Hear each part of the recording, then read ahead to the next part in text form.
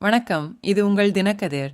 எங்கால் புயலால் சென்னை மற்றும் அதன் சுற்றுவட்டார மாவட்டங்களில் பெய்து வரும் கனமழையை சமாளிக்க தற்போது நடைபெற்று வரும் நிவாரணப் பணிகள் மற்றும் ஆயத்த நடவடிக்கைகள் குறித்து தமிழக முதல்வர் ஸ்டாலின் சனிக்கிழமை ஆய்வு செய்தார்.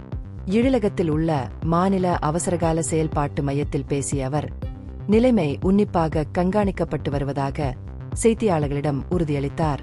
புயல் எதிரொலியாக செங்கல்பட்டு, கடலூர், தஞ்சாவூர், திருவாரூர், நாகப்பட்டினம், மயிலாடுதுறை, விழுப்புரம் உள்ளிட்ட மாவட்டங்களில் மாநில பேரிடர் மீட்பு படையின் 18 குழுக்கள் பாதுகாப்பு பணியில் ஈடுபடுத்தப்பட்டுள்ளன. மேலும் சென்னையில் 3 குழுக்கள் நிறுத்தப்பட்டுள்ளன. மாநில அவசரகால செயல்பாட்டு மையத்தில் காஞ்சிபுரம், திருவள்ளூர், ராணிப்பேட்டை மற்றும் செங்கல்பட்டு கலெக்டர்களுடன் முதல்வர் காணொலி காட்சி மூலம் நிலைமையை மதிப்பீடு செய்து ஏற்பாடுகளை ஆய்வு செய்தார். இந்த ஆய்வின் போது தலைமைச் செயலர் என் முருகானந்தம், சென்னை மாநகராட்சி ஆணையர் ஜே குமரகுருபரன், வருவாய்த்துறை செயலர் சி அமுதா, வருவாய் நிர்வாக ஆணையர் ராஜேஷ் லகோனி உள்ளிட்ட உயர் அதிகாரிகள் உடனிருந்தனர். நிவாரண முகாம் பணிகள் குறித்தும், தங்கியுள்ள மக்களுக்கு உணவு மற்றும் இதர தேவைகள் வழங்குவது குறித்தும் முதல்வர் ஸ்டாலின் கேட்டறிந்தார். சனிக்கிழமை இரவு வரை கனமழை தொடரும் என முன்னறிவிக்கப்பட்ட நிலையில் நிவாரணப் பணிகளை தீவிரப்படுத்த மாவட்ட ஆட்சியர்களுக்கு உத்தரவிடப்பட்டுள்ளதாக முதல்வர் வலியுறுத்தினார்.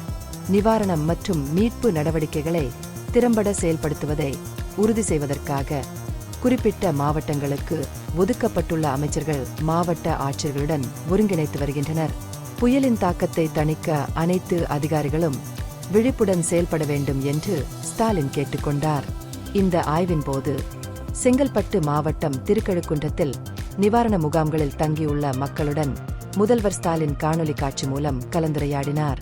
அவர்களின் தேவைகள் அதிகாரிகளால் பூர்த்தி செய்யப்படுகிறதா என்பதை அவர் நேரில் சரிபார்த்து அவர்களின் பாதுகாப்பு மற்றும் நல்வாழ்வை உறுதி செய்வதற்கான அரசாங்கத்தின் உறுதிப்பாட்டை மீண்டும் வலியுறுத்தினார். நிவாரண முகாம்களில் சுமூகமான செயல்பாடுகளை பராமரிப்பதிலும் பாதிக்கப்பட்ட நபர்களின் கவலைகளை நிவர்த்தி செய்வதிலும் கவனம் செலுத்தப்படுகிறது.